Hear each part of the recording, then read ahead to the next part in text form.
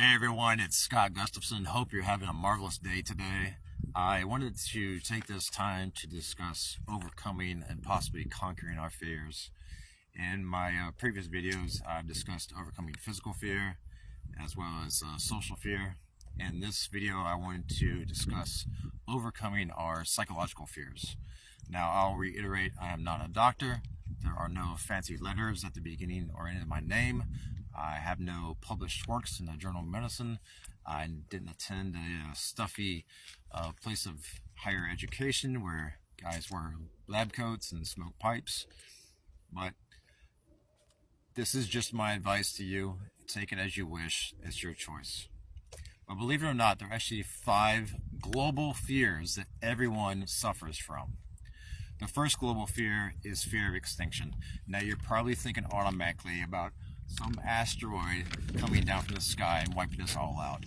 Or maybe global warming has taken effect to the point where every crop in the world is devastated and we're all fighting each other tooth and nail for the last Twinkie. And of course, the most popular one is some strange virus reanimating the dead, so now we have to contend with our fellow man as well as the dead coming back from the grave. But no, I'm talking about the individual extinction. A great example of this is acrophobia, the fear of heights. A lot of people have a fear where they're going to fall off the roof or from a tall building. And this can be very debilitating. Even I don't like heights. I don't like getting up on ladders. But that doesn't stop me from riding roller coasters, going skydiving, bungee jumping, hang gliding. These are all great activities to experience, that have that thrill of feeling weightlessness. But it is a fear that can be overcome with time and patience and practice and communication. Now, the second global fear is mutilation, which is the loss of bodily structure or an internal organ. Now, this can be internal or external. Externally, if you were bitten by a spider or a snake, it will affect your physical function. Internally, if you were to visit your physical physician and he mentions that you have cancer, just the mention of that word with somebody in an enclosed space will dramatically change your mindscape so negatively that you just avoid any interaction for the rest of the day, the week, the month, the year, and you just fall into a pit of despair.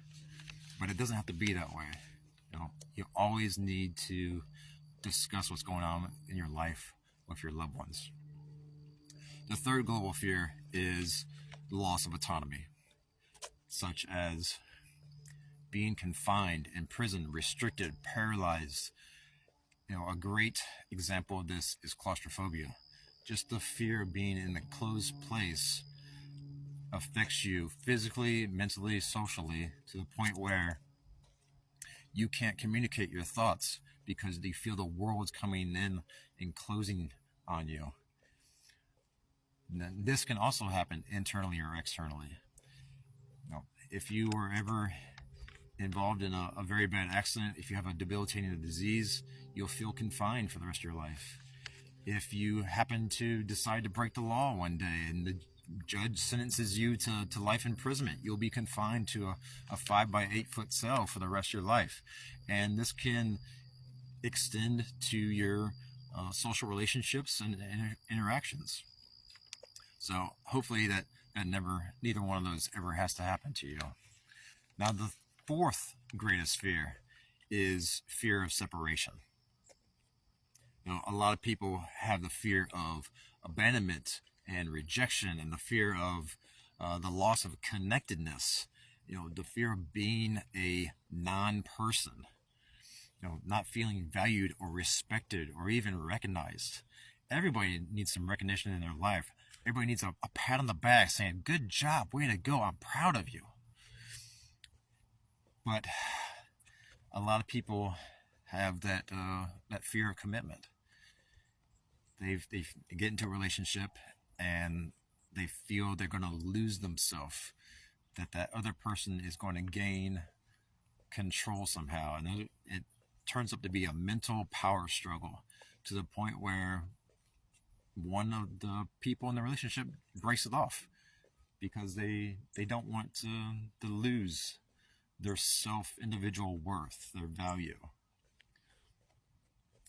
And the last global fear is ego death. Now, this is something that a lot of people suffer from, including me. It's the fear of humiliation, fear of shame.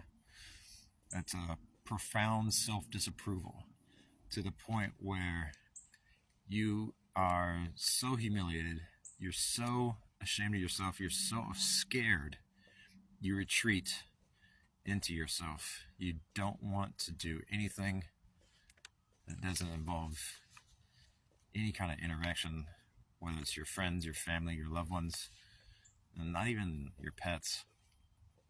And this can metaphysically disintegrate yourself, where you don't feel anything. You don't feel loved. You don't feel capable of doing anything. You don't feel worthy of anything. And that's why these are global deaths. They affect everybody around the world. But believe it or not, you're worthy. You are. Everyone is worthy. If you are living right now, you are worthy of life.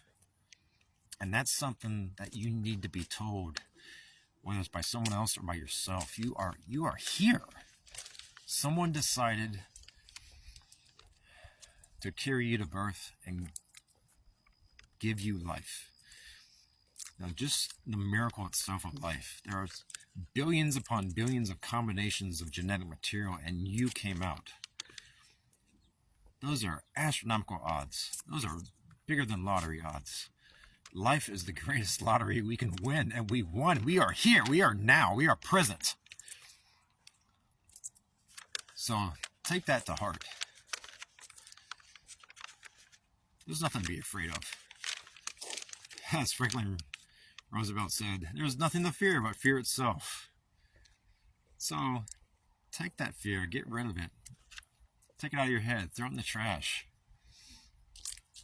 Life is meant to be lived, not to be feared. It's a great thing. Living. Well, as another great Stoic said, all I can keep doing is L-I-V-I-N. All right. So, if you like this content, if you want to know more, follow me, subscribe, click on the link in my profile, visit awesomesuccesshabits.com, and I'll see you in the next video. Keep on living.